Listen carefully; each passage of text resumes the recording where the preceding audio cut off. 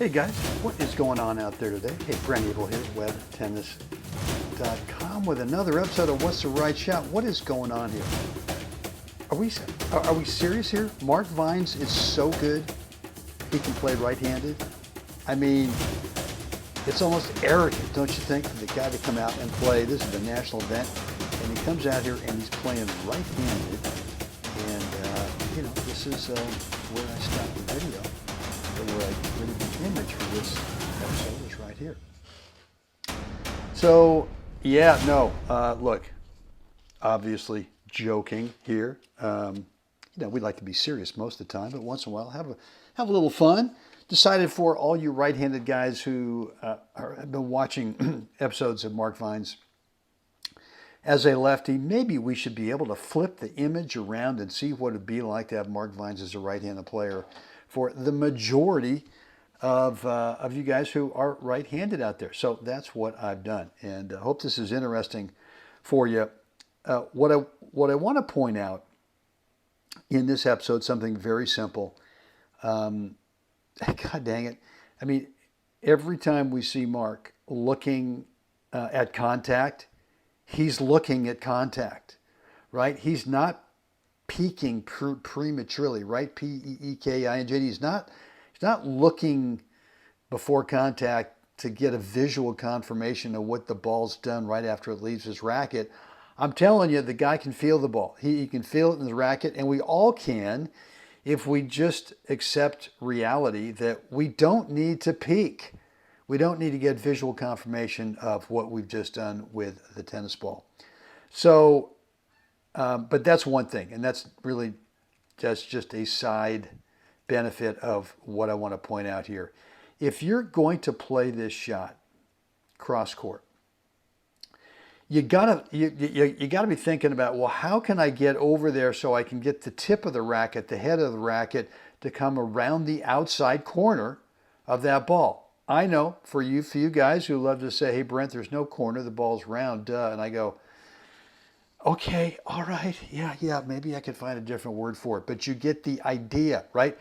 We got to get that racket head leading the charge here, which means that it gets around the outside of the ball so that you naturally kind of cup it, call it whatever you want, but you get around the outside of the ball so that it naturally wants to go back cross court without having to do something fancy with your wrist or with a racket head in terms of flipping it around from, if you're a right-handed player, from left to right, right? So what I want you to be thinking about here is if you're going to drive it, doesn't matter if it's topspin, doesn't matter if it's flat or like what Mark is doing here, getting around the outside of it is the contact point of the ball that you want to make.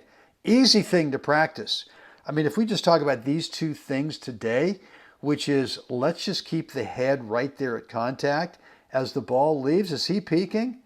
Absolutely not. His head's still there. And one of the benefits is that you get to allow the arm to naturally finish back towards the target.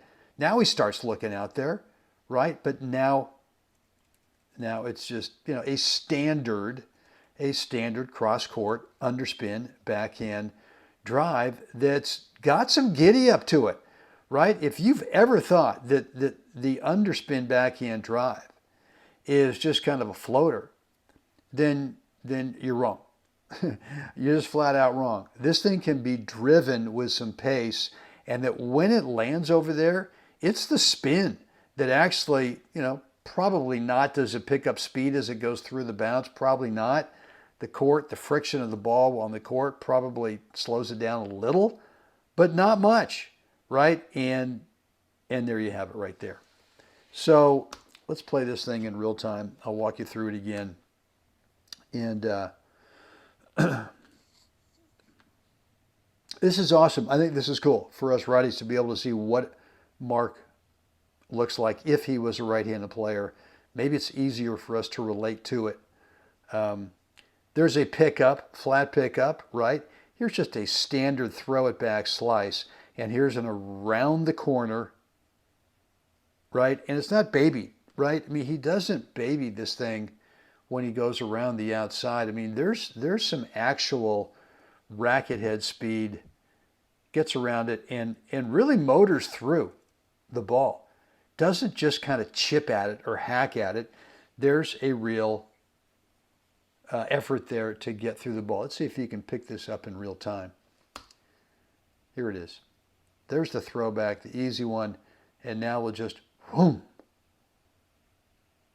Okay? You can practice those two things. Head down at contact and no peeking, right? P-E-E-K-I-N-G. And then just get around the outside of that ball. Does that. It gets around the outside corner of that little pickup. The throwback one, and here we go. Boom. Okay, look. Hope this has been helpful today. Guys, any questions, let me know down below in the comments area. Yeah, questions, feedback, remarks, whatever's on your mind, let me know. Would love to read it and respond to you. Or if you want to keep the conversation private, we can do that as well.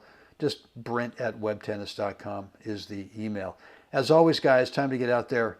Help someone else have a spectacular day. Got a couple more little reminders coming up here for you at the end of this point.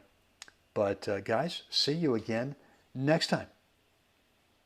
Hey guys, I highly recommend Mark's senior tennis camps over at Set Camps. Best way to get in touch with him, get more information, mevtennis@hotmail.com. Really hope today's episode was helpful for you. If so, please click that like button on YouTube. Make sure you're subscribed to the channel and click the notification bell as well, so you are always alerted every time I go live and or upload new content. And yeah, if you've not picked up my course yet, 20-minute private video on the 4 parts between points routine, you got to get on this thing. It's a huge difference maker in your game. 80% of the time when we're playing a match, guess what? We're not playing points. That time is spent between points and on side changes, and when you manage that time really well, you tend to consistently play the other 20% of the match, which is, yeah, during the points. You tend to play at the very top of your skill level, point after point after point. Go on over to webtennis.com, drop in a first name, email address, and you'll get immediate access to that private, free video on my very specific 4 parts between points routine.